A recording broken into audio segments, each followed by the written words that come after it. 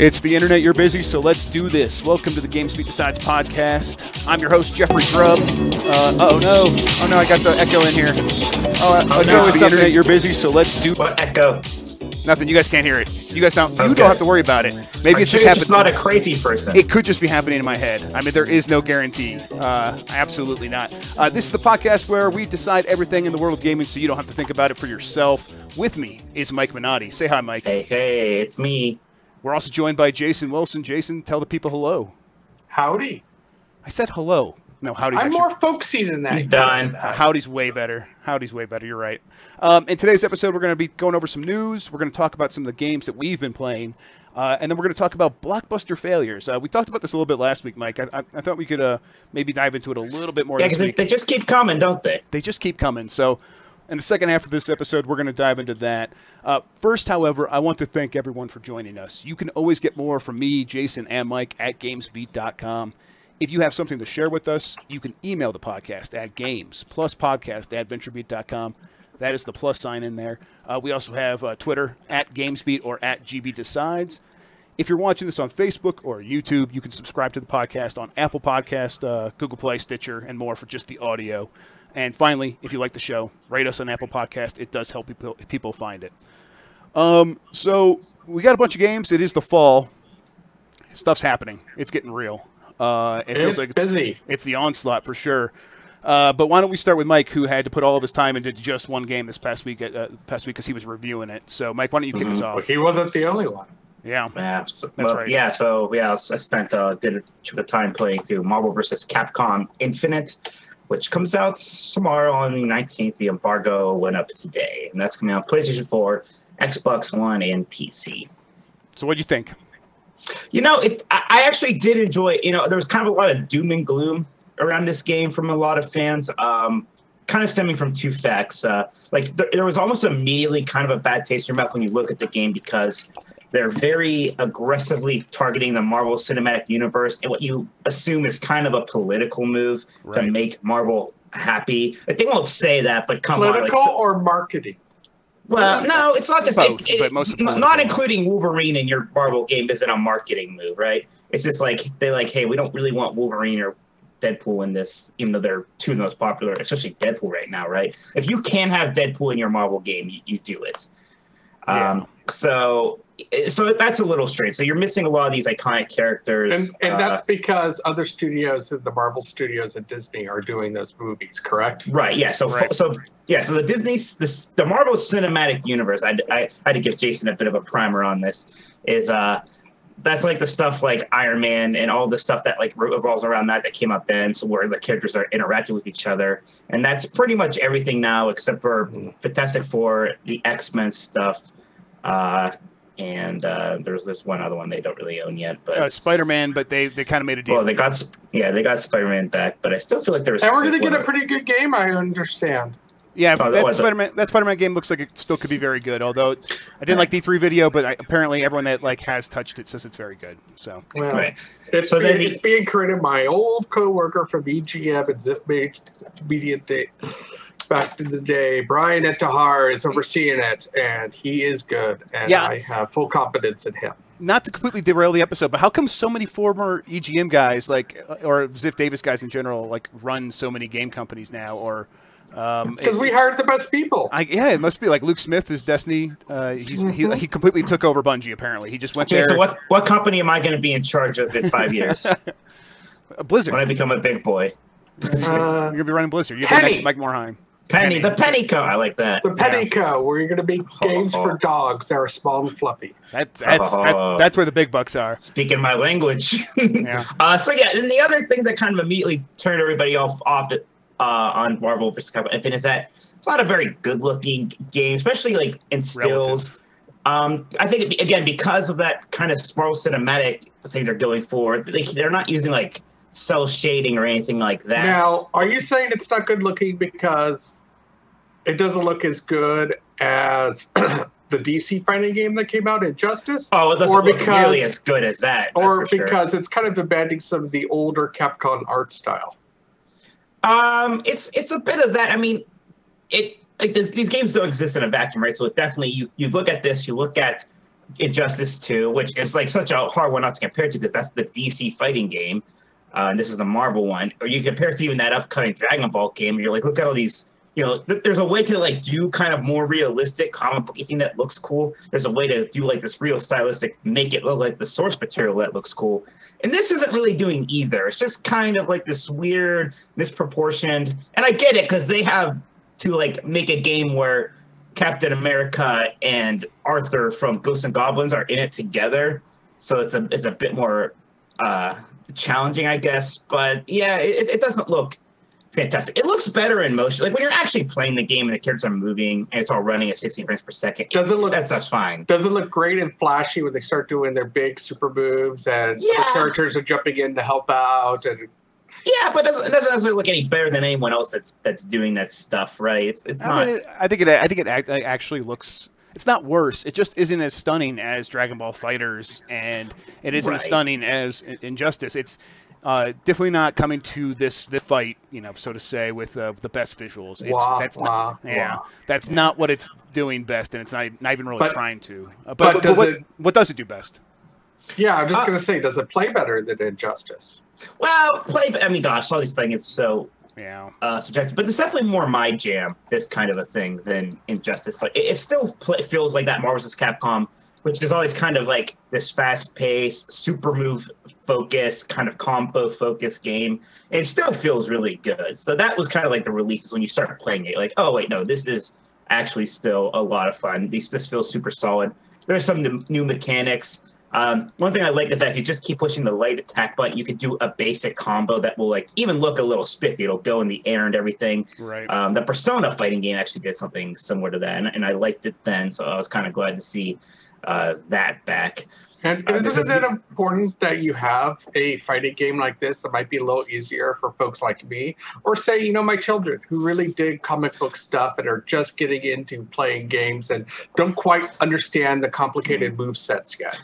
Yeah, and I'm still a little skeptical to like say it's, I don't know, easy necessarily. I think it's more accessible just because of those basic. Like you can you'll be able to have more fun off the bat, but it's definitely still very like there's a lot of stuff happening at once. It feels like I played it a little bit too on PC. It's I played through like half the story mode. I got to the part where Ryu is supposed to help the Hulk calm down by punching him in the face over and over, which just makes a lot of sense to me. See, and I couldn't get past that actually. So I tried it like 3 times, and I'm like, okay, I'm gonna go maybe try something else. And isn't that something you liked, Mike?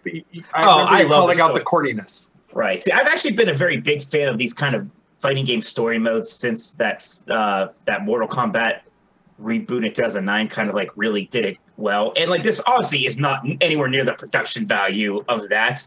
But as somebody who I like Marvel a lot, I really like Capcom. Obviously, you guys know about me and Mega Man. So it's still just like the story is stupid and it's corny, but it's fun. It's like, oh, look, it's Captain America and Mega Man X are talking to each other. And they're both being like, you know, sickeningly noble. And, you know, Frank West and Spider-Man are doing jokes about cameras and stuff. And Frank West. I can get behind that.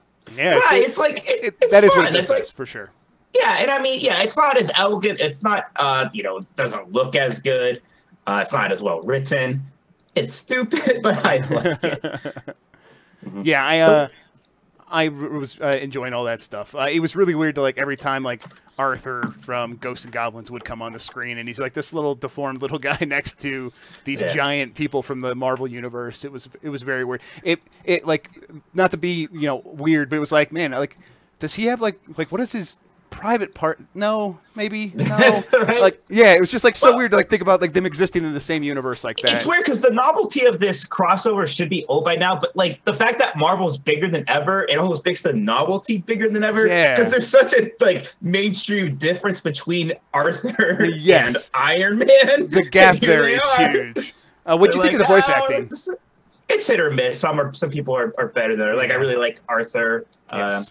He's doing a good job, and now, do the characters that have movie counterparts, do they try to mimic the movie actors? Iron Man does. Them, like Iron Man does. Thor doesn't really. No. Even that stuff's kind of uneven, right? You're not exactly sure what you're getting there. Yeah. So, yeah, I could see someone who's a fan of the movies and like has never touched one of these, thinking like, oh, it's like the equivalent of the Injustice fighting game for Marvel, picking this up and not really knowing what the hell they just got themselves into. But I still think there's plenty of people in that situation that will be like, this is kind of fun. This is neat. Yeah. There's enough Capcom characters. Like, people are going to know Mega Man, and people are going to know Ryu and things like that. Mega Man X. Mega Man X. Yeah, I mean, yes, but they're going to recognize like who that is. That is the one thing that I'm very pleased about this compared to Ultimate Marvel vs. Capcom 3 was that came out during the weird like pissing fight between them and Inafune and Mega Man, so there wasn't a Mega Man in that game, which seemed bizarre to me.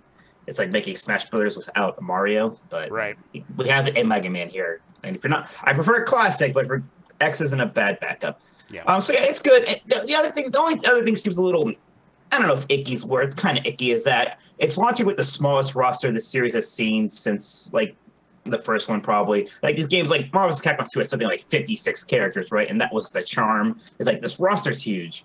Like Ultimate Marvel vs. Capcom was 40 something. This one's just launching with 30. And then a lot of the other ones are coming. As DLC. Like already we know about like Sigma and the Black Panther, and it's like to already be talking about DLC when your roster is already small for what your series is known for is kind of sucks.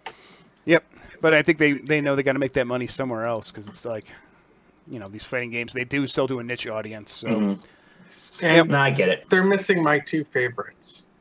Who's that? Well, Juggernaut. The old days, man. I used to kill with Juggernaut in the student union back in college. And Dr. Doom.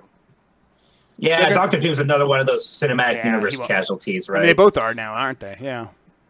Juggernaut's a mutant. Mm-hmm. Yeah, I mean, there's definitely characters that you're going to look like, oh no, this guy's not in it. Mm-hmm. But he's in the mutant universe, which is what Fox owns. Is, I guess the essential thing. What? Shut up, nerd. We haven't started to get nerdy yet. Yeah, I know. Apparently not. But okay, but it's good. You liked it. It's I still liked it. It's not it's not like the disaster that some people thought it was going to be. It's still fun. Like now, what people do you mean when you say disaster? Because I didn't. You didn't really hear about. A lot of people were. I think Jeff, you can back me. A lot of people were real down on this. Well, it was a meme on. It was a meme on Twitter. I mean, it's people that were paying attention to this game that like maybe. Maybe not the biggest fan community, partially, but I think it like wider than that. Kind of the larger game community, really. I think the hardcore Marvel vs. Capcom fans, I think, were still more hopeful than the wider community. I think people who like fighting games and like even people in the media that went to go play it at E3, a lot of the word coming away from that was, oh, it looks cheap. It looks kind of silly. What are they even doing? We just played Injustice. This looks kind of rough by comparison. Right. So, if you would go to like a YouTube trailer for a game, I bet you there'd be a lot of dislikes. Well, yeah, but it's YouTube. People hate things all over. But that's still a reliable pulse on. Just like the meme. I mean, most things. If you put your trailer on YouTube, you're usually going to get more likes than dislikes, unless there is a thing like this. Yeah, that's the thing. There was a thing. That's all. I mean, and it turns out that maybe the people thinking there was going to be a thing, it didn't pan out. It's fine. Right. I mean, some of the fears were justified, right? Like some of it's just true. Yeah. But whatever. It's still fun. Yeah, and it's like. Who knows? Maybe this game doesn't get made if they have to insist on having Wolverine, like because Marvel says no, you don't get the license at all. No, I wouldn't be shocked if that was the case at all. Right. So, politics. Like I said, the Marvel brand is a bit higher value than the Capcom brand right now. Right. So they had to let Disney dictate the terms and just accept it. That makes sense. Okay, Jason, why don't we move on to some of the stuff you've been playing? You also put a lot of time into a game for review, and my understanding is it's pretty damn good. So it's very good. Now, what's good? It's Divinity Original Sin 2, which is the role-playing game that's a continuation of the first Divinity Original Sin from Larian Studios. It was backed on Kickstarter, came out on Kickstarter in 2015. It's been in early access since 2016. People could play the first chapter of the game since then, and they've been working on it continually. And I'm very impressed with it so far. It continues some of the great turn-based gameplay that the first had. when you're in combat, if you're in water, you can take advantage of that to freeze or to stun foes with electricity. If you're around tar or poison or ooze, you can blow it up with fire. You can set things on fire and give them burning conditions. But it backs up that the technical level that with a much better written story than the first one. And the first one was pretty good. But every quest so far that I've been taking about, and whether it's what I've accepted from a character on this island, or if it's one that I've just blundered upon, have been fascinating. And I'm very impressed with this. I've only gotten 15 hours in with it. I'm still in the first chapter. And I'm in that first chapter for the same reason that it took me so long to get through the hinterlands and Dragon Age, right, or some of the first areas of The Witcher 3. Because I'm enjoying what I'm encountering, so I'm not feeling like I need to rush through it to get to the story because I'm bored. The thing I always heard about the hinterlands, though, is that you said you should get out of there as quickly as possible. That's not the case here. No. Do people say that about the hinterlands? Yeah, a lot of people said you should do that because, the beat of the story continued on with Dragon Age 3. But, I enjoyed futzing around the hinterlands for quite a long time. And this island just has a ton of fascinating interactions with it. That's good. So go ahead, Mike. I'll let you ask this. There's a question. So I haven't played the original. Would I need to play that first one, you think, before jumping into this? Nope. I guess that's the question. So you're going to be unfamiliar for a few things like Source, which is the type of power that Valve made, so you can make Half-Life and Gary's mod. Yeah. No, it's a certain type of magic power, and in the beginning of the game, you have these collars on that enable that prevent you from using Source, because if you use a lot of it, you start attracting void-walking monsters from this other area that are very evil, want to destroy all that's on the physical plane.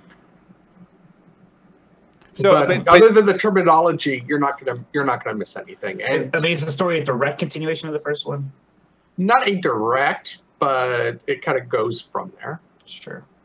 I mean, the whole thing about Jason's not the only one talking this game up. Jason's like, I know. So that's why I'm asking. Same here. Curious. I'm like, maybe I'll give it a shot. Jason, did you play the original?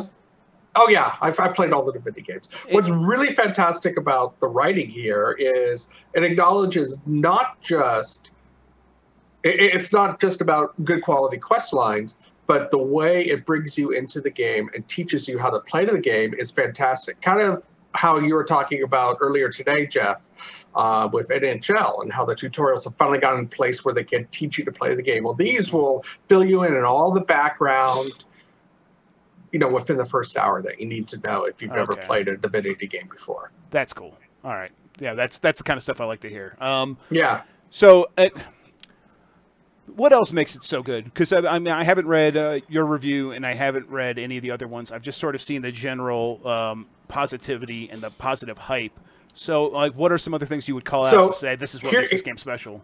There's some little things and some big things. So there's some pre-made characters, but you still get to decide what role they play, what classes they are, what abilities they have, what skills they have, or you can make your own. I made my own.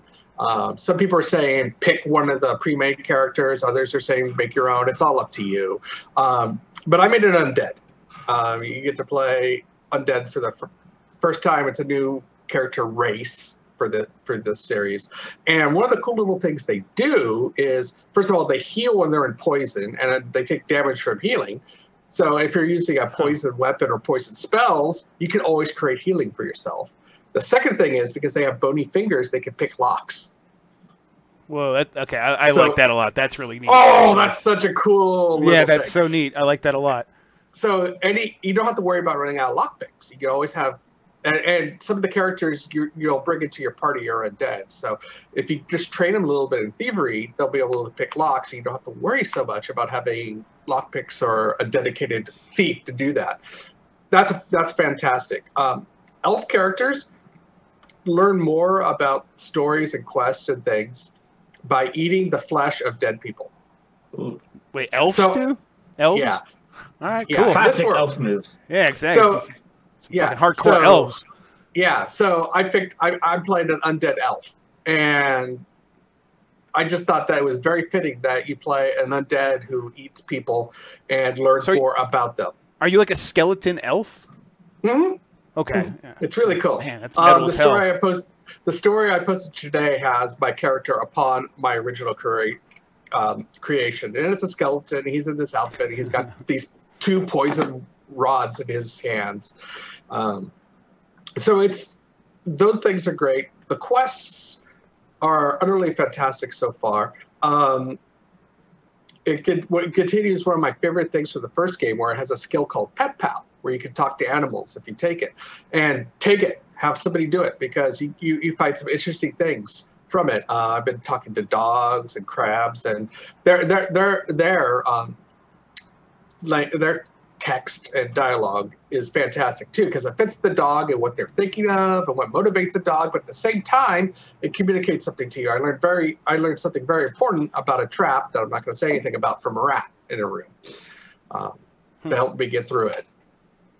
So it just sounds like it's very detailed in letting you decide how you want to do things, and then actually building on that stuff in ways that feels rewarding for rewarding those decisions.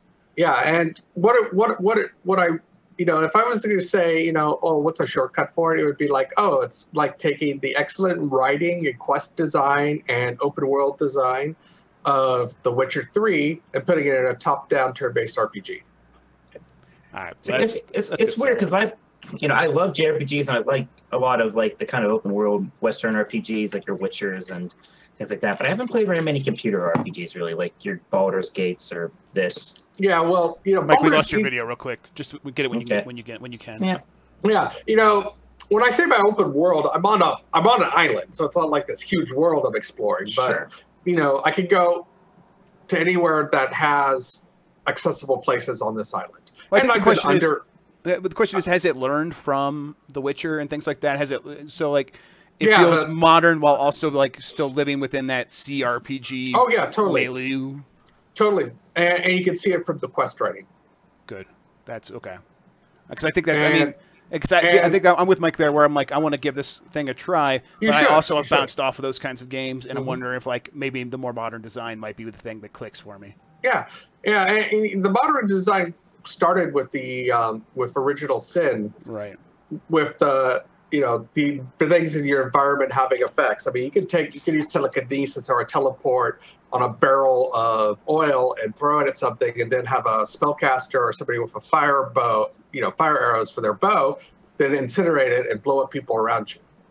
Okay, yeah, it sounds pretty good. I mean, it also sounds like it's something that's like right up your alley. So totally. I'm glad it paid off. It was like exactly kind of what you wanted. Yeah, well, so far. I mean, it's only 15 hours. 15 hours, and but still. I haven't had a chance to work with the Game Master mode, where you could actually walk people through it as a Game Master, which is the generic term for Dungeon Master, or create your own adventures. And I'm going to be tinkering with that once I progress a little further in the game. That's really cool. Okay. Yeah, and of course, it has multiplayer. You could jump in, and other people could control characters in your party, too. So how many players at once? 2 people, if I remember correctly. All right, cool. Yeah. So yeah, like a co-op mode. Excellent. You've also been playing Talisman Digital Edition. That's that puzzle game, right? That first-person puzzle game? No. It's a board game.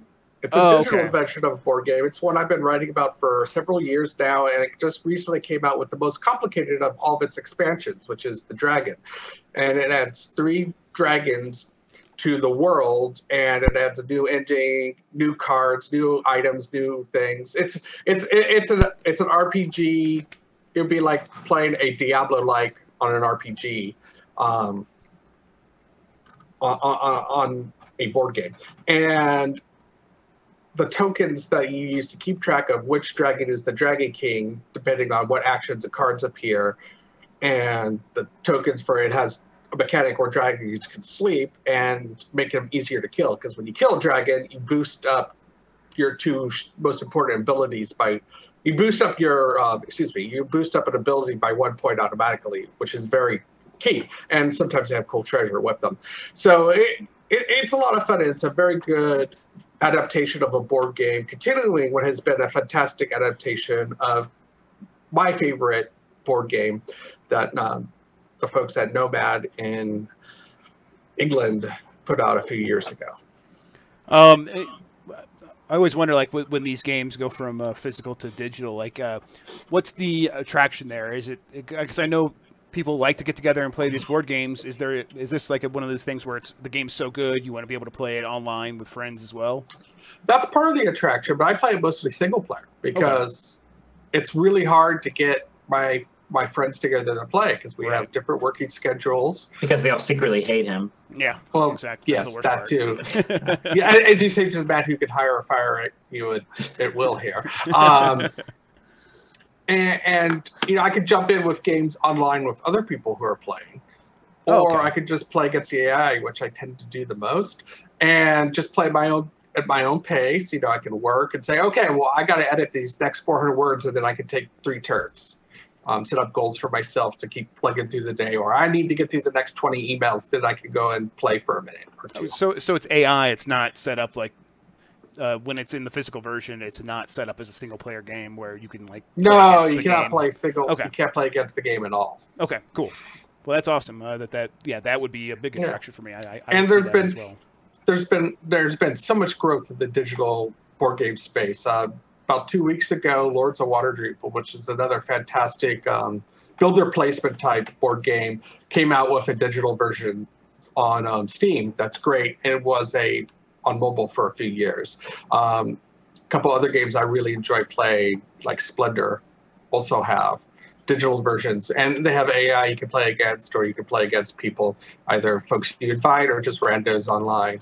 And it's too bad because I asked Newzoo and Superdata if they are tracking this market segment yet, and they said no, they're not. So I'm hoping they will, because there's a lot going on here. I mean, just a couple of weeks ago, I wrote about Settlers of Catan coming to VR, and that just shows you that AR and VR are going to be a boon to digital board games, especially AR, because they're going to let people come out and play these games in social spaces online, unlike we can play right now.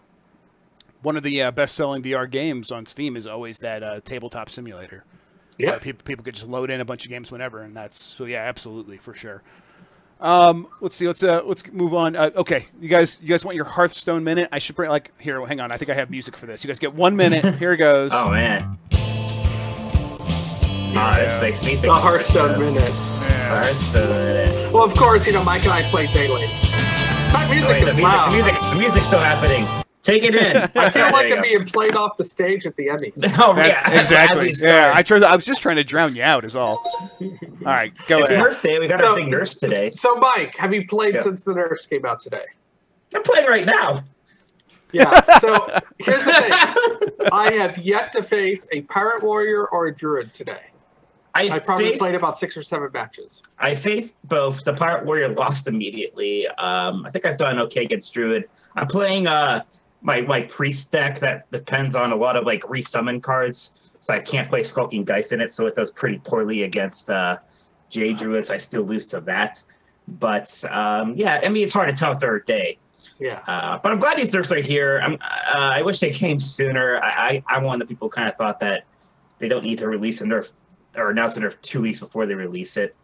And I know they had their reasons with the tournament and stuff like that, but I think people make a good point when they say, a fraction of the people who play Hearthstone watch these tournaments or compete in them. Well, my question too is why can't you release the nerfs and then have a tournament game state that doesn't have the nerfs if that's what you're worried about? Which is exactly what a lot of other games do. So they gotta work on some of these back. That's kind of always been a thing with Hearthstone, right? Some of the back end stuff has just always been oddly shaky, right? For as big as a developer is, you have the game will freeze, the game will shut down a lot, and will disconnects, and now it's affecting this tournament scene and stuff like that. And then they have that one big question, which has always been a problem for them, is how do you balance the needs of the 1%, which I would call the ultra hardcore and the streamers and the esports players, versus the needs of the other 99%. Yeah. So, they always have a challenge there. Okay. But are you ready to play us off, Jeff? Oh yeah, for sure. I was actually going to start playing Metroid, but no, absolutely. Oh, Jeff, you like Metroid? Metroid's pretty good. So yeah, I'll talk about what I've been playing. Metroid is very good. I'm glad that I'm glad you were talking it up so much, and the thing you said that really made me say I got to buy it as soon as it comes out, which I ended up doing, was you compared it to A Link Between Worlds and said that this is Metroid's A Link Between Worlds. So I was like, okay, yeah, I will. I'll hop on this immediately. To be clear, not quite as good as that, but you're right. Still pretty good. But it is. I bought it. What do you think? Or have you I don't know. I haven't had time to play yet. It's actually sitting inside my 3DS, on my nightstand, next to my bed. And every time I've been crawling into bed this week, it's been too late for me to play games, and I just read instead and then pass out. Yeah, I keep saying, oh man, I'm pretty tired. I'll just get in bed and play, and then I pass out too. But I've put in a bunch of hours now. I've got like 60 missiles. I probably killed the first 10 to 12 Metroids or something like that. So I'm making progress. I really like it. I never really get frustrated when I get lost, and I'm not sure what to do next because I'm so used to Metroid, and it's nice. Right, and this one I think does a pretty good job of kind of making sure you're not going to get too lost. Where right, it's kind of like Fusion, where it's you have all these mini areas, but it doesn't feel as confined as Fusion does. You have some of these niceties, right? Like you have the fast travel points and some of these things that were and like auto saves and things that we're not used to having in Metroid. And yeah, I was very surprised when I died during a boss fight and it loaded me like right in front of the boss. I was like, oh, okay, cool. Yeah, you'll totally appreciate that later on because some of those boss fights actually get pretty hard, which is cool. But isn't it nice to see Nintendo add something modern like that to it? That's the thing. Nintendo always does that though in the remakes. Like when they remade Zelda Wind Waker, they always like sort of cleaned up parts that people complained about a lot in the reviews, like the sailing in the latter part of the game. They sped that up and made it go a lot faster. So it always feels like Nintendo is the one company when they do the remakes is always very certain to go back and clean up the parts that people didn't like. They do that more than anyone. So I'm not surprised that they did this, although it was not Nintendo developing, it was Mercury Steam. But Nintendo I think was clearly giving direction, saying, hey, here are some ways where you can reimagine this game instead of just remake it. Speaking to the point, Mike, you were saying about how it makes sure you don't get too lost. I was actually lost because I was looking for another Metroid, or I didn't even know I was looking for another Metroid in that area. And I finally made my way back to these podiums where, the point of the game is to kill 40 Metroids. We've talked about this on the past week's episodes. I had like 4 that I'd killed, and I collected their DNA. And there's these podiums you're supposed to go back to, and you put the DNA in there. And it turned out when I did that, it's like, oh, here's another Metroid in this area. We've discovered where it is. And it popped up on my map, and I just went right to it. And I figured out how to get into that room finally. And that was something like, it was like I could have just kept bashing my head against the wall if I wanted to, and that was fine. There is some value to doing that in these Metroidvania games. But I like that. It was like, okay, I'd kind of given up. I'm going to go, this thing, I know I can interact with it. I have the DNA. I'll put it in there. And it's like, oh, now here it is on your map. Just go there. It was kind of neat. It kept me moving. But yeah, I mean, it just feels so. It feels great. It feels but great. The new stuff's new, and it looks better than you're expecting it to, right? Like that was kind of like one of our. That's always the way 3DS games are for sure. But right, I was still surprised. Fine. Yeah, especially in the 3D. The 3D is really good. 3D is really neat. There's background elements.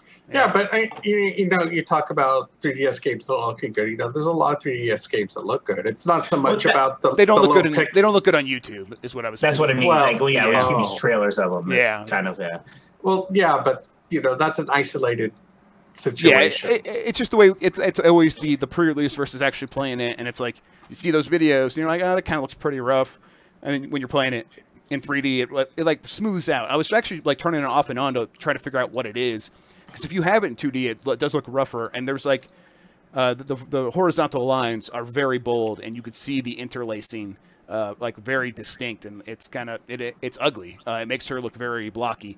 But if you turn it on 3D, she's much more like the individual pixels are more noticeable, but they're not. The lines aren't quite as bold between those pixels. So it like smooths out a little bit, and it's more attractive to look at. So I would definitely play it in 3D. And playing it in 3D looks way better than what we saw before, just from the video streams that Nintendo was putting out. But yeah, I really like it. That counter move is a ton of fun. It makes combat really great. It's just a really good game. You're right. It's not super fun. It's not a Link Between Worlds, but no game is. Link Between Worlds is practically perfect. Yeah, it's pretty great. We already talked about Marvel vs. Capcom Infinite. I've been putting a little bit of time into that. I'm not sure. I'm definitely liking the story. I got to go back and see if I can calm down Hawk with Ryu and finish it out. Is it worth it? I mean, I like Marvel. I do like a lot of Capcom stuff. I mean, will I be happy that I went back and actually put the time in there to beat it? Yeah, I mean, God, it's just not a huge priority, right? Right. I mean, it's fun. I don't know what to say to that. Yeah, I think I will. mean, you know, if you're up to it, I think do whatever you feel like, man. Thanks for the advice, Mike. Thanks for the help there. I Yeah, turned the wheel over to you, and you're like, I don't know. My God, live your life. You should be happy. I'm just going to put the room. Don't try to plan too much. Things might not work out right. Yeah, right. All right, Fortnite Battlegrounds. This is Fortnite is the new Epic game. I've only touched the actual primary game of Fortnite, which is basically just a tower defense game where you're in there actually shooting. I've only touched that a little bit. And it's okay. It's fine. I don't think it's anything special. It reminds me a lot of Orcs Must Die. But they also decided to put in this PUBG mode, which it's really almost exactly like PlayerUnknown's Battlegrounds. 100 players all jump in on the map. You fly in on a bus that is attached to a hot air balloon, and you jump out and you parachute. Yeah, it's actually really neat looking. I like that part. That sounds worth. You got to play it just to see that. Yeah, oh yeah, totally. And it's I think that's kind of the big difference is where PUBG always tries to be very realistic, and that's not just in the visual style, but in the way the guns work and the vehicles work and everything like that. And then Fortnite, on the other hand, is cartoony. The physics aren't as realistic or punishing. The guns, they do have like bullet drop, but they just feel more cartoony. And there is, I think, a space for that, but at the same time, it doesn't. But at the same time, it is missing some of that magic that makes PUBG work because it's not. It maybe doesn't feel as deep or like you can get as skillful. But it is so far. Like there's been some other stuff. Grand Theft Auto. I've talked about that in the past. A few other things. Those modes that have come out that have tried to glom on to this huge success that is PUBG.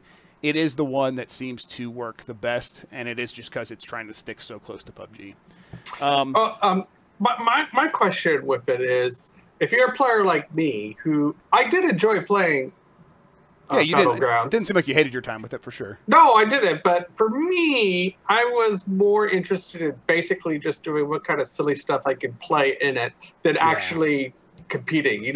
Give me one of those buggies or one of those cars and let me just run amok on the map until someone kills me or I create as much mayhem as possible, and I would enjoy that more than winning. What sort of mayhem could I create in Fortnite? So I think you would find that not as much as you would imagine, and I think you would still find that creating mayhem is more fun in PUBG. The vehicles aren't in there yet. My understanding is Epic is still planning to bring vehicles into Fortnite, so we'll see how those work. I think that the physics being so cartoony, it might not feel great, but we'll see. Now, can you... Excuse me, I'm sorry. No, go ahead. Yeah, that was kind of finishing my point. I was going to talk about the building, but if there's some other question. I was just going to ask you about that. So, what are you wondering? It's basically just, you're not going to be making weapons. You're not going to be... That's what I was wondering. Yeah. If I could, sit here and say, oh, I have found a shotgun, and oh, I found a baseball bat, and I'm going to put them together and make a shotgun where I can smack people with my baseball bat. Yeah, definitely not. And I think there were some other games previously that have tried that in this genre, and like Ark Survival Evolved had its Ark Survival of the Fittest, and there's a lot of crafting in there. And I don't think it really slows the game down and makes it more about trying to forage for these individual parts. And it's not quite as exciting like you run across, this specific type of rock as opposed to, this very specific type of assault rifle that is very powerful. And I found that, and that's fun. So I think it was smart not to do the weapon creation mode and stuff like that. That's good.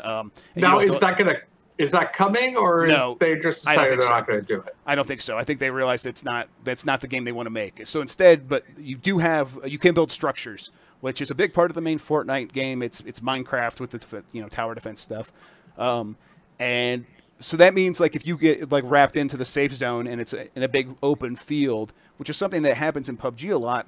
And you have to try to crawl through the grass and hope no one sees you, or get behind the one rock and try to move around it, even though people are coming at you from all angles. And it's very stressful and crazy. In this game, you can build your own structures and use your own, your own defensive walls in front of you. It's going to give away your position, but you're also going to be protected from bullet shots from pretty far away. People could still throw grenades at you and blow it up. You just have to be aware. It does change things up a little bit. And I'm not sure if it's going to.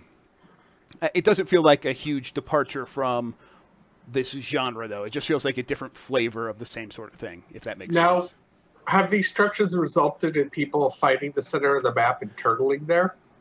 Not necessarily, because you do because you have to go find weapons. People still have to go out and loot. There's still a huge looting phase at the beginning of the match.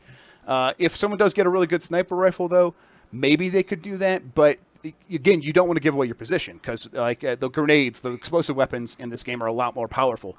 So if someone throws a grenade near the structure you built, it's going to blow apart. Your wall is going to be gone. People are going to know you're there, and they're going to find you. So you don't want to be the center of attention. Could you build something tall enough to get out of the range of grenades, but still take advantage of a sniping rifle to protect yourself in the middle of the map? Yeah, you could, for sure, I think. But, I mean, other people are going to have sniper rifles and things like that. So, I mean, that doesn't mean that strategy wouldn't work. It's just every moment you're building is a moment you're not necessarily watching your back, and then someone could be coming. So there's give and take. I will say that I have seen people, like there are big, tall hills in this game that you can't really get to on foot. And one of the things I've seen people do is they're just building stairs in front of themselves as they're running. And so they're just running up there, and they're basically like flying up to the tops of these mountains. And it's like, okay, that's neat. That's pretty cool. Yeah, I see the appeal and why someone who has played both might choose this. I think it's not for me. Not necessarily. It's working. It's doing what it wants to do. I want that realistic depth that PUBG is bringing. Yeah, this sounds like it's more up my alley, because I get to do silly stuff in it. Yeah, totally. I think when you said that, I'm like, it works better in PUBG because it's so serious. So when you do silly stuff, it's that much more silly, because it's such an odd juxtaposition to to the surrounding. You know, this weird Russian island with all these like really drab buildings and these old Dacia cars that are pieces of junk, and you're doing huge jump stunts in them and stuff. When you combine those elements together, I don't know, it makes it fun. And then sometimes you might end up still doing really well and getting a couple kills, even though you were goofing off the whole game, and that makes it even more fun. I don't know. So I still think goofing off in PUBG is going to be better. But we'll see. It's still very early on for Fortnite Battlegrounds, and it works as they have it right now, and they haven't even added in things like duos or squads. So we'll see. We'll see how that goes. Just a couple other games I want to touch on real quick. Observer, this came out last month. It is the new sort of cyberpunk horror game from the guys who did Layers of Fear, Blooper Team. They're in Poland, and the game takes place in Poland, and it has you playing as Rutger Hauer. I can't say his name. How do you say his name? Rutger Hauer is how I've always heard it. Rutger Hauer. That sounds right. He's the replicant leader from Blade Runner, and he's older now, and you play as the old version of him, and he's a detective, and he goes into people's brains and like extracts all their knowledge. And the game's definitely going to play on that stuff. I've only gotten in so far where I'm just kind of investigating an apartment early on. And it's really beautiful looking, and it's got really great cyberpunk style, where at any time you can hit Q or E to bring up a bio vision or a electromagnetic vision, and it puts these really great filters on that are both simultaneously very high-tech feeling, but also 1980s high-tech feeling, where it's interlaced and glitchy, and there's tracking and stuff like that. So I've been digging that just because it's beautiful, and it's I like playing as Rutger Hauer. He's cool. And he does a lot of the voice work, so he's like telling you what's happening, like he's talking to himself in his head. So I've enjoyed that. The other game is The Little Ball That Could, and we just kind of got a little PR message about this last week. It was like, oh yeah, this game's out on Steam now, and it's just it's Marble Madness or Super Monkey Ball with maybe leans a little bit more Marble Madness because it's the isotropic view. Is that the right word? Isotropic. Isometric. Yeah, thank you. Isotropic is completely different. Isotropic. Yeah. You say. Yeah, that is what it's called now. I'm just gonna say. All right then. It's actually really solid. I think it was on mobile phones before. I'm glad it's on Steam now. I was playing with the controller. It feels really good. I kind of got into a thing where I was just trying to you can collect like 3 gems each time, and there's like a hidden puzzle piece, and you want to beat it in a certain amount of time, and that's how you get 3 stars, which is a pretty standard way of building a game for mobile. But it also has a thing where you want to beat it in a super fast time without getting into any of that stuff, and you'll go on the global leaderboard, and the game had just come out, so I was like able to get like #1 on a bunch of these levels, and so I was like kind of getting that habit where I'm playing them over and over and over again. Yeah, I'm pretty much the best, is what I'm trying to say. World champion right here. Cuphead, throw it at me. I don't give a damn. Alright. What's fantastic, so Marble Madness is one of the first games I fell in love with on my old Apple II GS when I was a kid. I loved that game. Was that monochrome? No.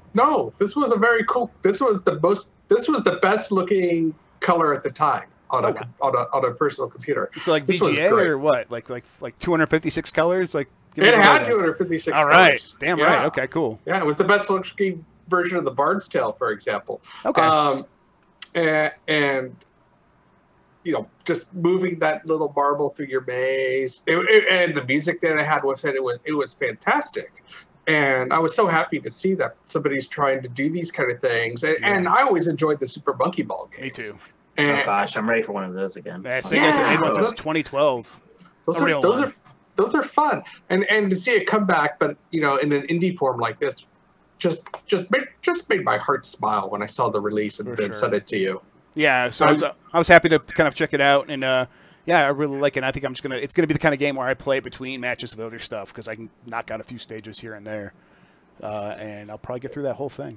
It sounds like it would be a nice palate cleanser after playing something like PUBG. For sure, exactly, and that's what I think I'm gonna keep it as. All right, guys, this is a pretty epically long what we've been playing segment. Yes, we are. I just finished up. God, you're right. Let's the fall. Yeah, we'll hit the news and we'll get going real quick into the next segment after that. So, Nintendo Direct. That happened this last week. I'll just kind of go through some of the highlights from this. If there's anything you guys want to call it, let me know. Let's see. They had a bunch of Super Mario Odyssey stuff, and the biggest thing everyone took away from that is Mario has nipples, but not a belly button. Yeah. This is a game I did not. Yeah. This is a game I did not need to see anymore of. Like, no, don't even show me. I'm ready for it. Just release it. Yeah, it just keeps looking better and better though. Everything so good. Everything they show, the music, every little animation. Yeah, it looked really good. I cannot wait. That's October 27th. So I'll be there for that. Minecraft is coming to the 3DS, but only the new 3DS, not the old not the original. Is it surprising, huh? Yeah, I guess. I mean, it was probably already in the works for a while, and they're probably like, hey, we can get it running on new 3DS. It's not going to work on the old one. Maybe we'll try for a little while. Yeah. This feels like the first new 3DS only game in some time. Yeah, for sure. Since like the first year that the new 3DS came out. So yeah, I think you're right. Doom and Wolfenstein 2, both are coming to the Switch. Doom this year. I think Wolfenstein 2 is coming sometime in 2018.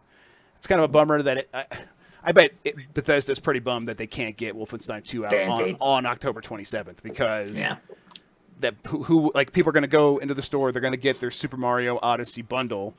And what games are they going to pick out? Oh, this Wolfenstein game's on Switch. That would have been pretty good for them, yeah. Yeah, so I bet they're pretty bummed it's not going to be able to be ready for that. Yeah, but what I'd be interested in learning is, are they doing that for a strategic purpose, or is it just because it's taking that long to get it adapted to the Switch?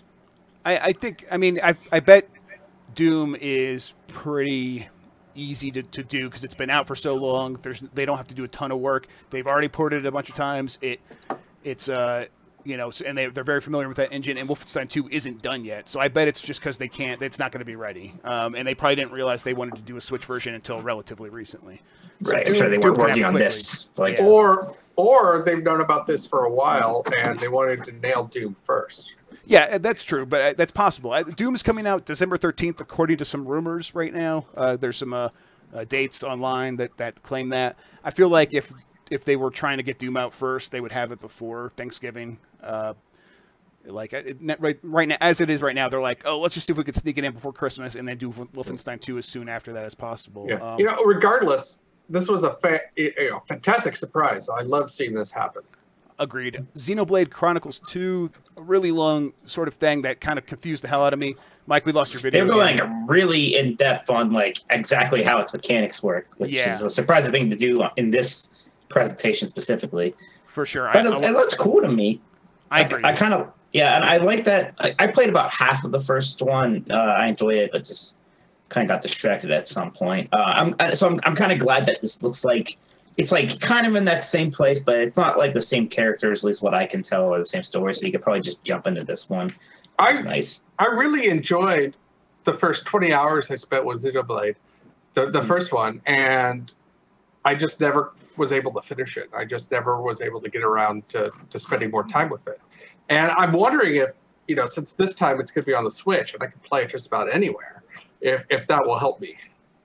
Mm-hmm. Yeah, that's kind of the cool thing. That's kind of the exciting thing for me, is that this is the first real big JRPG that's coming out for the Switch. So, and I kind of want the system just to be the home for that genre going forward. So it's kind of exciting for that. Well, as soon as developers either get their pipelines running for the Switch or decide that it's the player base on the 3DS shrinked so much because of its age, we could possibly see that happen, but it might take a little while. Well, we've already seen so many of these things that would used to come out on Vita and stuff, moving to PC, right? So I wonder if some of that stuff is going to be showing up here. God, I would love it if they just would release some of the Trails games on here and stuff like that. Yeah, for sure. It Hello, seems like Exceed. Yeah, Nintendo wants that to happen as well. I feel like we could talk about a lot more about Xenoblade Chronicles, but I want to actually talk more about Project Octopath Traveler. Mike, you and I both played the demo for this, so... Yeah, well, I played... There's 2 characters you can play as. I played as the girl. Yeah, so what is it? So this is the new RPG from, how Square Enix a few years ago was like, hey, we're going to try to put some investment in old school, old-style RPGs, and this is, the in that lineage, just like Bravely Default was before. And it's from the Bravely Default people. They spent a lot of time on this on the stream, too.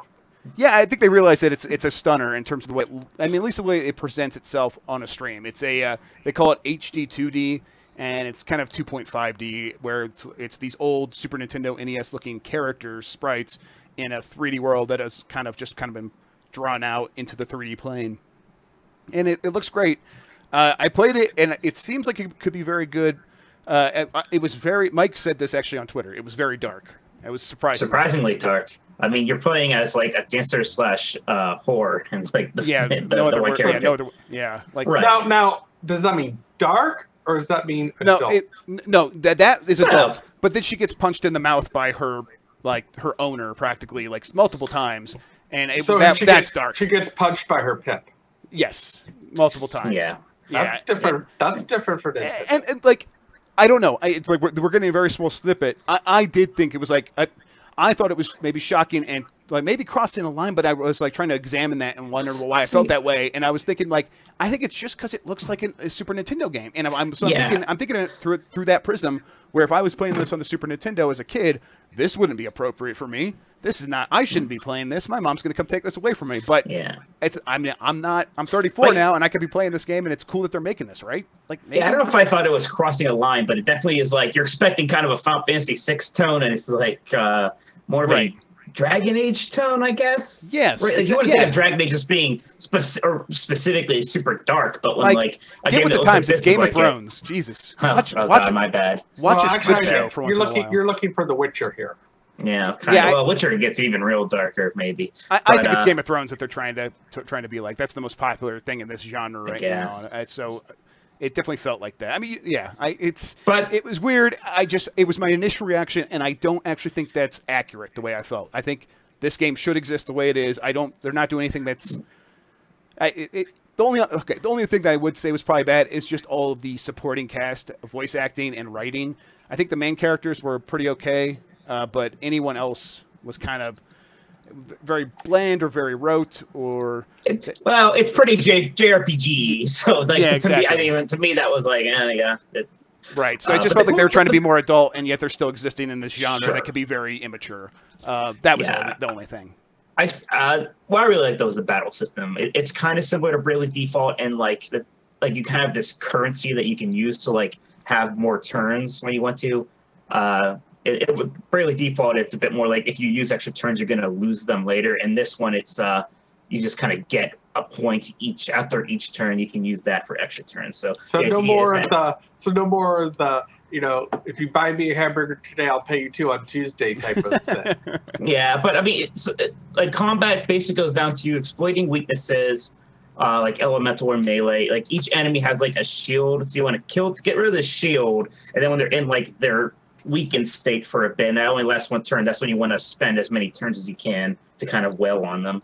And there's more intricacies even well, beyond that, just in the demo. So, and you only have one party member, what I played too. So already though, it seemed really interesting. Yeah, it was cool. Essentially, the dancer we were playing as, there's 8 characters you could choose from, I think, in the final game. And they might all have different intertwining stories. I'm not sure how that's going to work. Right. But she had the power to allure. She could go and dance for people and convince them to come with her. Follow and her. Then, yes, and then she can use their skills to help her do things. I could see the potential there. It looked really good. There were parts of it I thought where maybe it doesn't look as good as I was hoping. I think. Do you mean like just visual fidelity, yes, or just the feel of the game? Just the art, I think the artistic execution of what they were going for. It maybe felt a bit more grimy than I think they intended at times. Where it's a bit grimy. Yeah, just something a bit like fuzz on the lens or something. Yeah, but you guys saw that, was it an alpha or a beta state?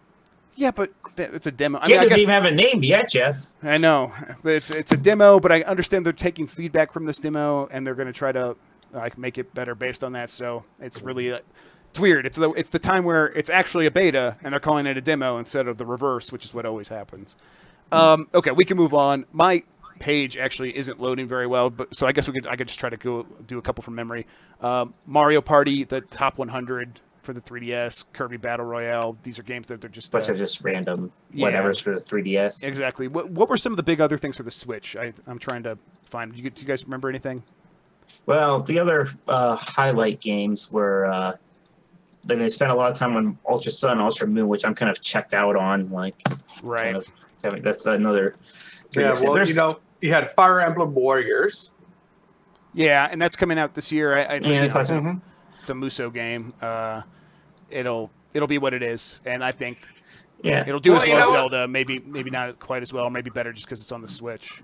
If people enjoy doing something different with Fire Emblem characters, and let's remember, some people really love the characters from Fire Emblem. They might enjoy having more, hands-on physical take with them. Oh, hands-on physical takes. Oh, I did not even intend it in that way, Mike. You got to be careful when you have a Fire Emblem perv on the podcast, Jason. Look, it's Nintendo's job. Nintendo, they're the ones who made Fire Emblem sexy all of a sudden. They definitely turned into that. Like, oh, it's bathing suit month, and then all summer long, it's bathing suit season in the mobile game of Fire Emblem. Yeah, and then a special, more up, a bigger version of Snipper Clips. Yeah, if we're talking about better Snipper Clip versions, we can move on.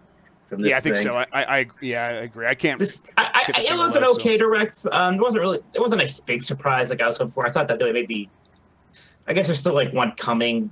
I don't know if it's this year or next year where they're kind of announcing some things that are more on the roadmap. You guys are looking at all that stuff, and when it comes to Nintendo, what I'm really looking forward to is the not even a Nintendo game. It's Atlas's Etrian Odyssey 5 on the 3DS coming out pretty soon. I'm looking forward to that. I can go into a whole little rant here, but I'll try not to get behind about how I want to these more grindy RPGs, but I just don't think I do, and I kind of feel bad about it. I was able to play Persona Q because they dressed it up with all the Persona stuff, but I thought Shin Megami Tensei 4 was only okay, and I got about 10 hours into Strange Journey, which was the DS one that's just being remade now. And I was enjoying it, but it's just, I don't know, it just doesn't grab me like playing through Trails in the Sky or Persona 5. Or I need a bit more. I need something with story and characters, at least. So I don't know, Etrian Odyssey's not for me. I don't like him, and I don't feel bad.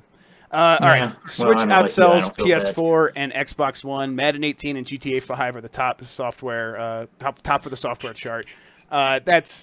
Switch is of course going to be the number one thing there, but man, GTA 5 still number 2. It outsold it outsold Uncharted: The Lost Legacy, whatever that game is. Yeah, the Lost Legacy. And the only thing I'd point out there is the Lost Legacy is included in some of the collector's edition versions of Uncharted 4.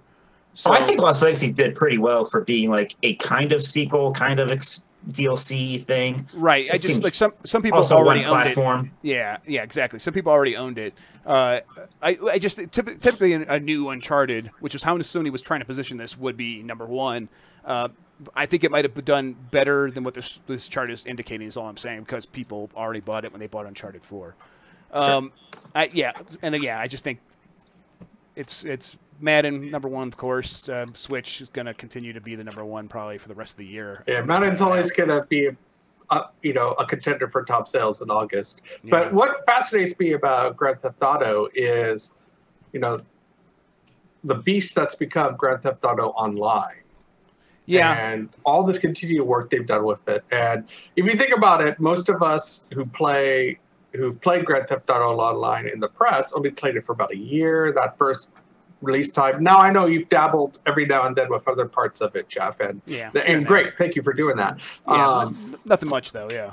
But it's certainly become a major selling point and has showed that you can still make this huge, great, and all-encompassing single-player experience, but you can also put on a ongoing online live experience too, and no game has really done that in a way that goes year after year after year after year after year, like GTA has. I mean, this is groundbreaking. Yeah, I hear that too, and I'm not even sure if that's necessarily what it is. That to me, it almost seems like it's still just selling because it's Grand Theft Auto in a way. Like, people go to buy a new system and they get a bundle, so they get a game with it, and then they want something else. And Grand Theft Auto 5 is right there, and they recognize it, and it's one of those games that, like, if you don't call yourself a gamer, Grand Theft Auto is still one of the series where you're like, oh, that's definitely a game I like. I know that for sure. And there's a new one, and it's on the system I just bought. I want that. And then I think they sort of get locked in. They get like sucked into the online after that. Like, it's almost like a bonus for Rockstar and 2K, where the people buying the game don't even necessarily know like about this whole online portion. I think some people, unless they're playing it because their friends are playing it. Yeah, I think that is definitely part of it. I just think I don't think that explains how it's still #2. It came out in 2013. I don't think that explains like why it's still so popular to this point. I think it just has to do with such a powerful brand recognition, and then all the money Rockstar and 2K are making on the back end is because online is then getting those players into that ecosystem in a really smart way. I think that's even more impressive, that they found a way to capitalize on this long tail of sales in a way that no other game really has. I think it's part of both. Yeah, Well, don't ask me because I don't know. Yeah, it's hard to tell. I just don't necessarily buy that because we haven't seen the evidence one way or the other, and 2K and Rockstar aren't telling us. So, well, here's the other thing too: is you take a look, and to show you just how on top of things the developers and designers are for GTA Online is they said, okay, well, let's experiment and try a battle royale mode and see what happens. And you played it. And what did you think of that? It was okay. It's interesting. I'm glad it's in there. I do think that it's really smart that they've built a game where they can do something like that so fast. I think that's the most interesting thing about that. It's not a great battle royale clone. It's not a great even just a multiplayer combat mode inside of GTA 5. It's just sort of a distraction. But the fact that they could even get it up and running so quickly and then maybe iterated on it in the future, that's what's impressive. So I would like to see kind of what they do with that in the future. Let's keep moving, though. Let's talk about Nintendo increasing the inventory for Super Nintendo Classic, and the NES Classic is returning in 2018. Believe it when I see it. Yeah, well, they said not. It's happening now. They said it, right? It can't just not at this point. The NES Classic is definitely coming back. How much is it? Oh, we're going to give each store 5 more. Oh, sure.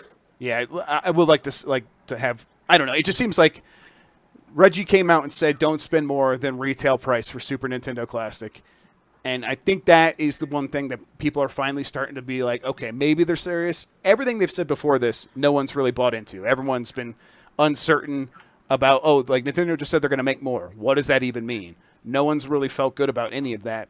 But at the same time, just saying don't pay retail, it just feels like, again, Nintendo's not being very forthcoming about exactly what's happening here.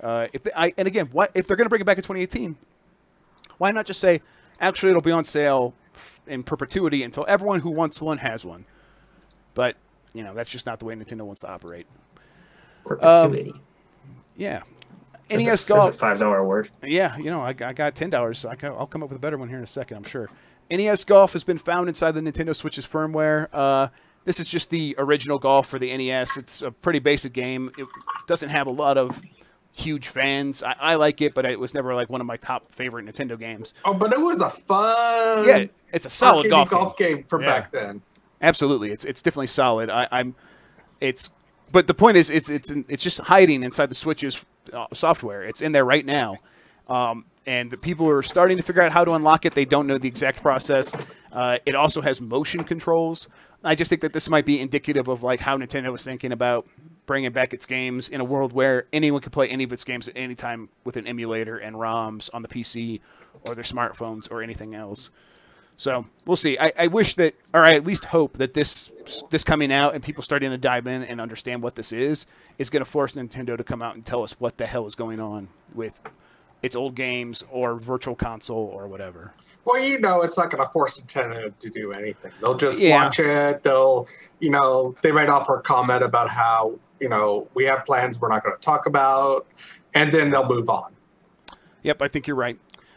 Divinity Original Sin 2 Studio claims it set Steam RPG record. Jason, I think you wrote this. So what happened here? Yeah, so they claim that with their, you know, about a little more than 84,000 concurrents over the weekend playing Steam, which was number 4 at the time, that they beat the concurrent record for any RPG. This was dug up from PC Games N. And I asked Doug Lombardi over at Valve if they could verify this, and they couldn't. So what it means is, holy hell, a lot of people are playing this turn-based RPG right now. Part of it is because it's new, and part of it is because there's been a lot of people waiting who are interested in it and may not have bought it during early access or during the Kickstarter phase because they wanted to see the finished product. But it also shows that, you know, never ever believe anyone when they say RPGs of any type are dead, because they're not. Right. And they never will. They're a core segment of gaming. Yep. I just think it's really cool that, you know, the number 4 game on Steam, behind P-Bug, behind Dota, and behind Counter-Strike, whatever, and Counter-Strike. P-Bug is what it's called from now on. Yeah. Is a very, you know, is a hardcore RPG. That's fantastic to see. Yeah, that is absolutely. And it's certainly a credit to what Larian has made so far. Yep. Sometimes fans will show up for your game. If your game has an identity, I think people will be there for it. Speaking of P-Bug, it surpassed the all-time highest concurrent players record on Steam set by Dota 2 in 2016. So it had, I think, around 1.35 million concurrent players all at the same time. This usually happens at like 7 a.m. Pacific time, because that's when China comes online, and the game is just massive in China.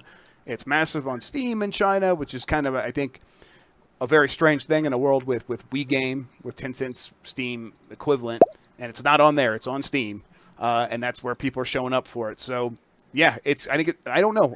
Who knows what the ceiling is for this game? It feels like it could get to 2, 3, 4 million concurrent players on Steam, which is just nuts. But we'll see. Finally, Toys R Us may file for bankruptcy. People are saying maybe as soon as today. I haven't kept up with it to see if there's an update. But we were talking about this, and we were just kind of all maybe being a little nostalgic about Toys R Us and kind of missing the old days of going there to buy video games, and how that's definitely going away. But it's already kind of gone away. Like, Toys R Us is not the same. I haven't been in there forever, but even before that, it was never quite the same. It's funny because I've only been going to Toys R Us for the first time in a while lately because of the nieces and, you know, stuff, and getting them things. Well, what's it like? Like, how does it compare to like what it was like when we were kids? God, for one thing, I'm in the pink aisles a lot more. You know, it's weird. One of the weird things in the ways that it's not all that different, I guess. Like, that area, the bikes is still there. You know, there's the aisle for like the Marvel. That is the same as it even was when I was a kid. Yeah. Right. I mean, the biggest thing that's changed is just video games, because you used to have that awesome, like, there was like aisles of like the slips, and you like, there's like a picture of the box art, you flip it over, you saw the back of the box. And under it was like a slip, and like you would sometimes they'd be out of the game, there'd be no slip there. You'd be like, oh no! And then you bought the slip, and then you took it behind the cash register to like this cage. Oh, I love the cage. Actual game, and it was the greatest thing ever. Oh my god! There's a Reddit thread today about people talking about their nostalgia over this. I remember going and looking at this wall, and I was a very short child, and it just seemed so tall. That's what I was going to say. All these games. Oh my God! You know, and back when I was going, this started with Intellivision, Atari 2600, ColecoVision games that were up there, and to me, what they have now, it seems like fewer games, even though it's probably more. It's just spread out in a different manner. But, you know, going back and getting that slip and moving over to the cage, it felt more special. Right. Especially so now that, you know, so many games I buy are digital, and you're just, you know, clicking on something and it just appears. And then you load it up. And it's like, oh, there's nothing special about that, other than when you take into consideration the whole technological aspect of how amazing it is. You could just buy a game and download it, and in 5 minutes it's on your hard drive, you can play it. Yeah. But yeah, I miss that, and I have nostalgia for Toys R Us, even as I realized that it killed the mom and pop game store that I used to love when I was a kid. I'd go in and you just see these aisles upon aisles of things, and I can remember the Star Wars figures, and they would be like, you know, 8 or 9 figures across and 10 figures deep. And you go in today and it's like, oh, maybe 3x3. Yeah, that's changed. I part of me wonders if, you know, I could also go on about my nostalgia for Toys R Us. I got my Nintendo 64 there, and it was the same thing. You go in there and you get the slip, and it was a huge wall in the cage. But I think you guys did a pretty good job of covering that. And I want to talk about whether or not, like, Toys to Life and interactive toys might have had some hand in the downfall here of Toys R Us. And I don't know if there's any like direct lineage there, but it definitely felt like everyone was coming in there with their Skylanders, the Amiibo, and all these toys, and that was going to be the future of physical toys. And everyone shifted that way, and it shriveled up, and it's died, and it's on its way out. And there's nothing there to replace that revenue for Toys R Us, because it was definitely the Toys of Life was definitely replacing traditional toys at the time. I remember writing stories that say like Skylanders is on the way up, and people are spending less money at the same rate on Transformers and Teenage Mutant Ninja Turtles toys and things like that, and Star Wars toys even. So I just wonder if that might have been it, but who knows? Let me answer this. It's not that. It's a combination of a couple things. Because right now people are actually spying more on action figures than they have in years, and part of that is because the segment has grown in such a way that girls are buying them now because they're seeing more women who are in movies that they're making action figures of. Plus, you're getting, you know, the ones that cater to girls were like Star Wars Destiny, are a little more doll-like, but they're still really cool figures. But it's also a combination of Walmart and Target have killed Toys R Us, and you've got 2 private equity firms and a real estate firm that own Toys R Us now, and they want their money down it. And that makes sense. That's, you know, that has just killed Toys R Us. And I just private equity firms. I don't even see them. I don't even know where they are. Hang on, just one sec. You guys keep going. Bye, Jeff. But yeah, I'm gonna miss Toys R Us. I mean, well, I guess that's my question: what does this mean? Is Toys R Us really gonna be going away? Well, who knows? I don't think so, because it can't, right? I mean, there's really no other toy stores. Like people have to buy toys somewhere. No, there's Walmart, there's Target, there's Amazon. I guess, but still Toys R Us, you know, Toys R Us is still a good place for other things too. Diapers, baby food, clothes. Did they combine all their other properties? Babies I still have a Babies R Us. No, they're still Babies R Us, and you know, Babies R Us is where we went to go buy diapers for both our kids, and we went there religiously. Partially because it was convenient; it's very close to our house, but partially because they had good deals, and they regularly had one brand or another on sale that we liked, and we were able to see our car seats there, and that's where we bought our car seats, and we were able to look at, you know, these sort of baby toys, and I would sit there and I would wrestle with them, and okay, these seem pretty solid. Okay, we'll buy it. In addition to online reviews we've had, so you know, will Toys R Us survive? I hope so. You know, there's definitely a time and place for it, but it's not that special experience anymore. Especially when I think about board game stores and where I go to buy board games or miniatures. There's still that special feel there at those where you can see it and you can look at it from different angles, and you can feel the heft of the game and shake it to see the, you know, how much is going on inside. Yeah, for sure.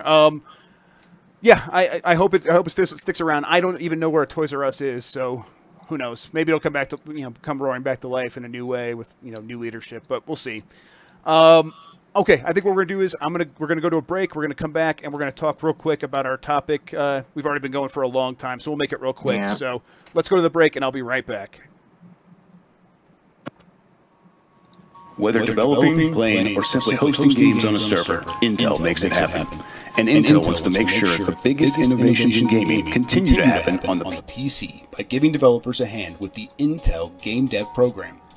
All you have to do is sign up, and Intel will provide the resources necessary to help you continue to innovate and make gaming even more amazing. Head on over to the Game Dev program at software.intel.com/gamedev to get started. Again, that URL is software.intel.com/gamedev.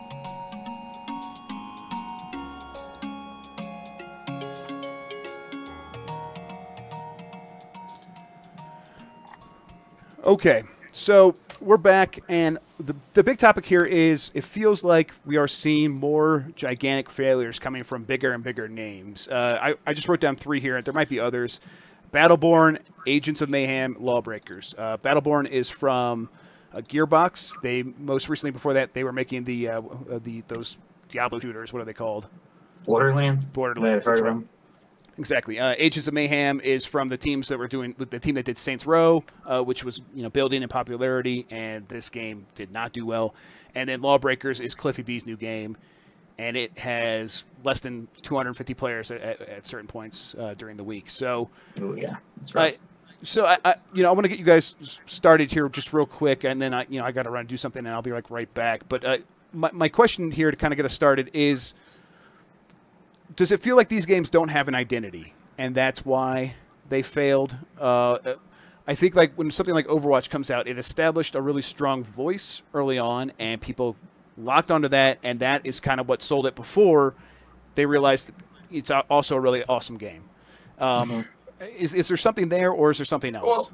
Well, first of all, is it too early to call Agents and Lawbreakers a failure? Is there still time to see what will happen with There these? is, but it's rare. One of the few ones that came back from the brink like that is what's that free-to-play shooter? Warframe. Yeah, Warframe. Yeah. Just real quick, Agents of Mayhem was number 16 in its first month on the NPD chart, which is just absolute beating. Like, I don't know. That is Agents of Mayhem, I think, is done. I mean, one of the worst doesn't have any life as a service thing going on there. That's just an open world game. It debuted low, and it's almost surprising because there didn't seem to be any excitement for that when it was coming out, right?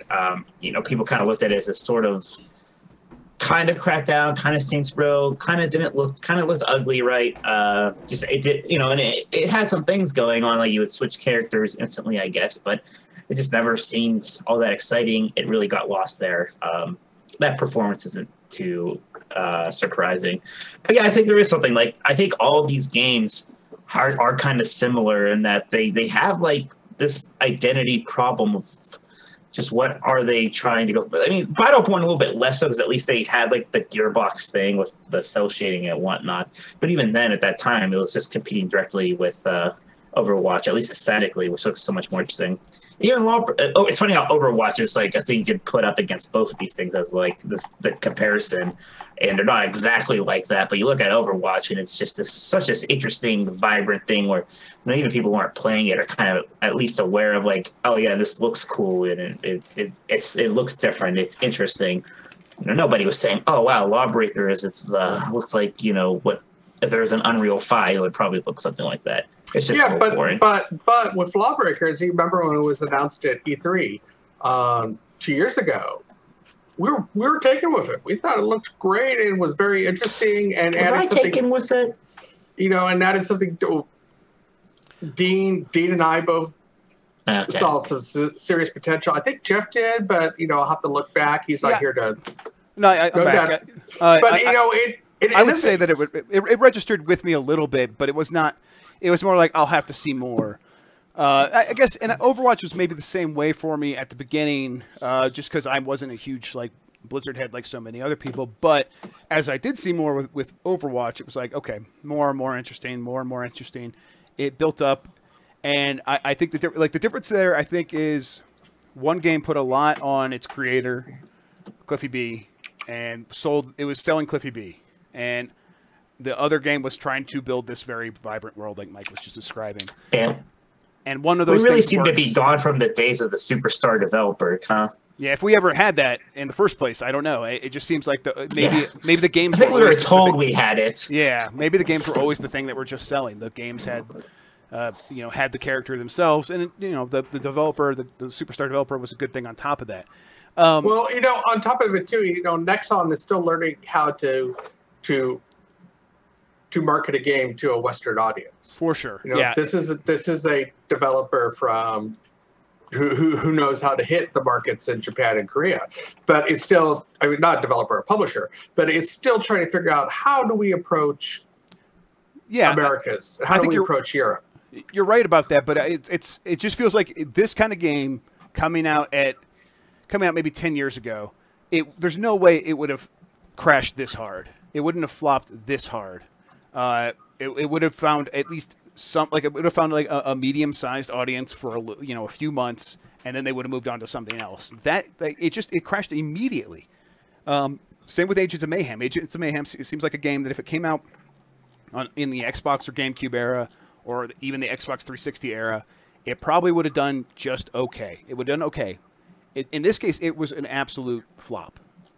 Agents of Mayhem was really just, I think people moved on from that kind of thing. I wonder if that's making Microsoft shaking their boots a bit about Crackdown 3, because it is something kind of similar to that. At least you have a recognition there. I wonder, why not just call that Saints Row Agents of Mayhem, because it takes place in that universe. Yep. Well, it could also be an example of it just wasn't marketed and wasn't enough support push behind it. Yeah, but that's what my point was, is that there was a lot of marketing flubs in the earlier generations, and those marketing flubs just never were flops to this degree. It didn't seem like.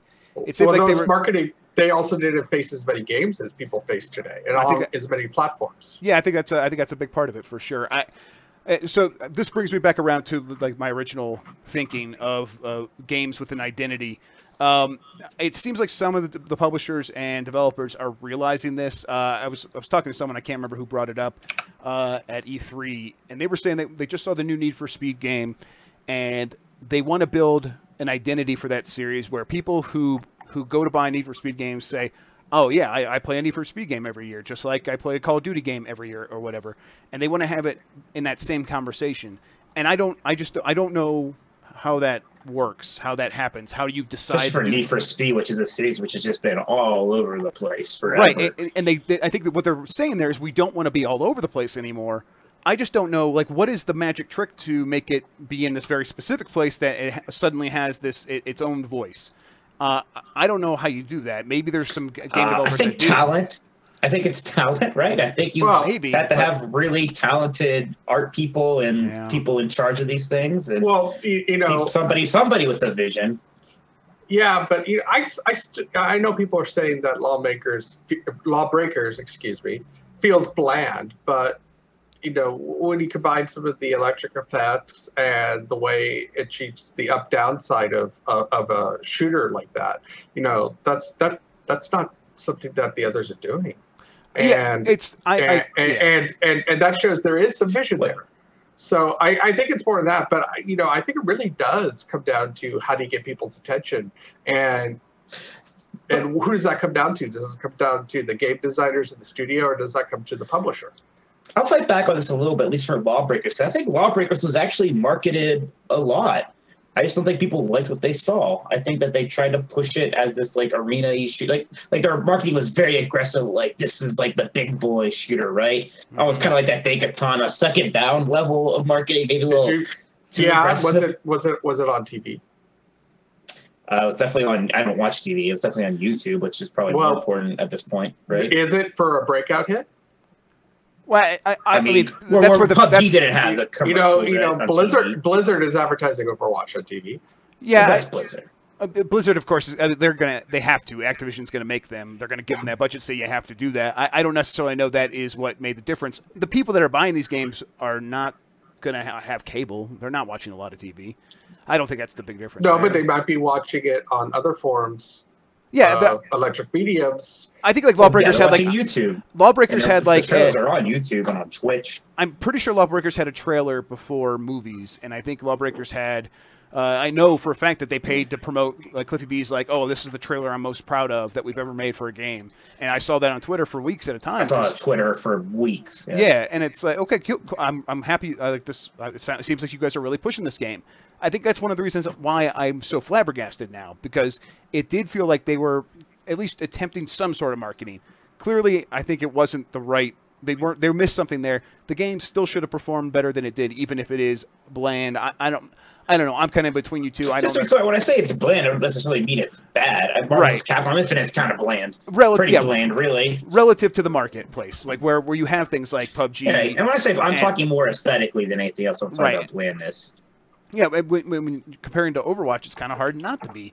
The point is that the bland stuff used to sell, and it's not anymore. Yeah. And I don't know. I just don't know like who's going to want to keep trying to fund these games. I think we brought up Microsoft a little bit ago. Mike, you said it might be making them shaking their boots for Crackdown, and I think Microsoft has been shaking their boots this whole console generation, seeing this, knowing that this is the case, knowing that you can you could put a lot of money into games like these, and they could absolutely just completely fail.